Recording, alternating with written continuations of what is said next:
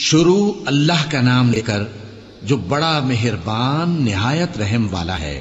میں اس شہر یعنی مکے کی قسم کھاتا ہوں اور تم اے نبی صلی اللہ علیہ وآلہ وسلم اسی شہر میں تو رہتے ہو، اور سب کے باپ یعنی آدم اور اس کی اولاد کی قسم کہ ہم نے انسان کو محنت و مشقت میں رہنے والا بنایا ہے۔ کیا یہ خیال کرتا ہے کہ اس پر کوئی قابو نہ پائے گا؟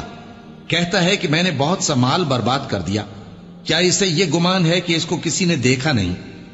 بھلا ہم نے اس کو 2 آنکھیں نہیں دیں اور زبان اور 2 ہونٹ نہیں دیے؟